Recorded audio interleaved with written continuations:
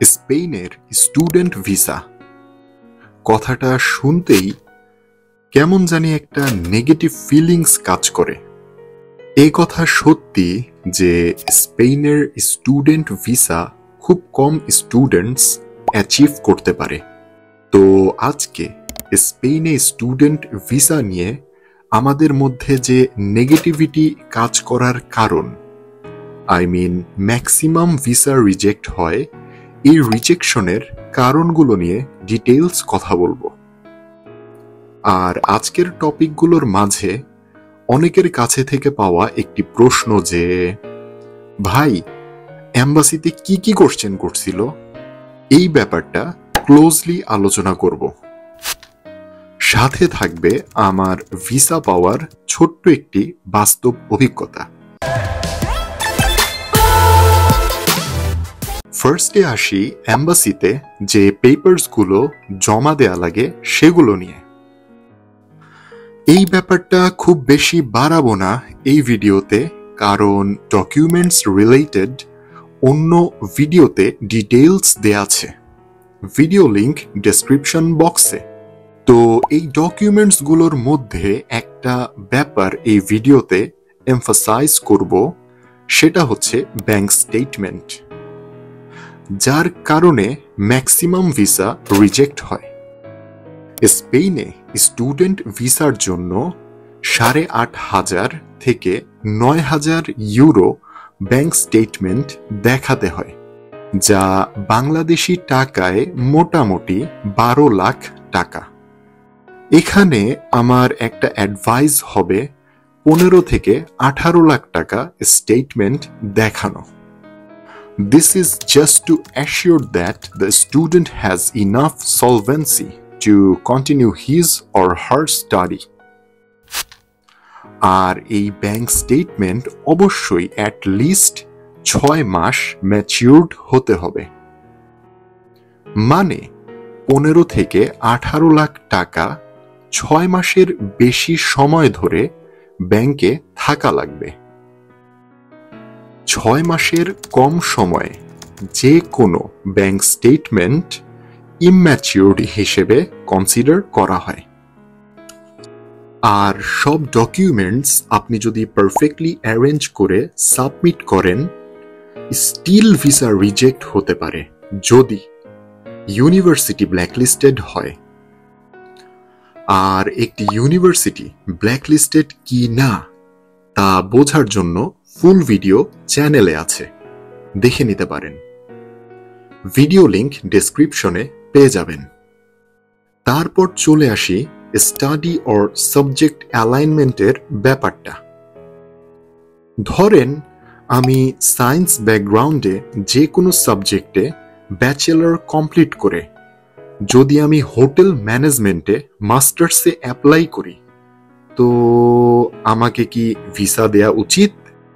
So এই example থেকে আপনি কনফার্ম যে I am not a real student going abroad for my study purpose, but I am an immigrant just willing to cross the border with the signboard of student visa.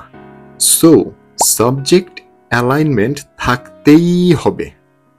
Previous কোর্সের সাথে পরের কোর্সের মিল থাকাটা আবশ্যক। যদি না থাকে তো এম্বাসি ভিসা রিজেক্ট করবে। ফাইনালি আসি সেই পার্টে যা অনেকের প্রশ্ন ছিল, ভিসা ইন্টারভিউ। না হলেও 100 জনের বেশি স্টুডেন্টস আমাকে এই কোশ্চেনটা করেছিল লাস্ট 6 ইয়ার্সে। তো প্রথমেই বলে রাখি, ভিসা ইন্টারভিউ হবে ইংলিশে।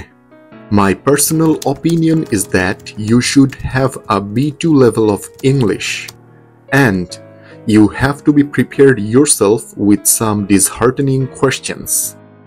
এখানে আমি হৃদয় বিদারক ওয়ার্ডটা এই কারণে উল্লেখ করলাম, কারণ আমার ভিসা ইন্টারভিউয়ের ফার্স্ট কোশ্চেনই ছিল, If we reject your visa, what will be your next step? Well, একটু ভেবাচাকা খেয়ে গেছিলাম, কারণ কোনো স্টুডেন্ট এত কষ্ট করে এত দূর পর্যন্ত রিজেকশনের আশায় আসে না। স্টিল সামহাও কনফিডেন্টের সাথে অ্যান্সারটা দিয়েছিলাম। মনে হয় ভিসা অফিসারের ভালো লেগেছিল অ্যান্সারটা। দেন যে কোয়েশ্চেন্স গুলো ছিল, why did I choose Spain for study as this is a non English country, what was my previous course and why I didn't continue there. I mean, why I didn't take my next course with that same university.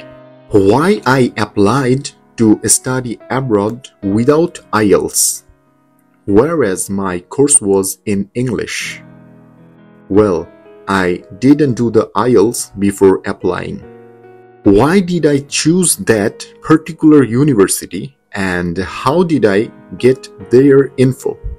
What I would do after finishing my study in Spain and what was my father's occupation? Finally, এই কোশ্চেন্সগুলোর answer দেওয়ার পর আমার submitted পেপারসে কিছু ভুল বের করে, ওগুলো ঠিক করে আবার নিয়ে আসতে বলে। তো আমি তাই করি। প্রায় 2 মাস আবার এদিক ওইদিক দৌড়াদৌড়ি করে পেপারসগুলো কারেকশন করি, অ্যাপয়েন্টমেন্ট নিয়ে যে জমা দেই। সেকেন্ড টাইম ভিসা অফিসার আমাকে বলেছিল এই পেপারসগুলো ঠিক থাকলেও তারা আমাকে ভিসা দিবে না। অ্যান্ড আফটার ভেরিফিকেশন 2 সপ্তাহ পর আমাকে কল দিয়ে এম্বাসিতে যে পাসপোর্ট কালেক্ট করতে বলে। আমি পাসপোর্টের সাথে রিজেকশন লেটার নিতে যাই, কজ আমার রিজেকশন লেটারটা লাগবে টিউশন ফি রিফান্ডের জন্য। Somehow, by the grace of Almighty, embassy আমাকে পাসপোর্টের সাথে রিজেকশন লেটারের পরিবর্তে ভিসা দিয়ে দেয়।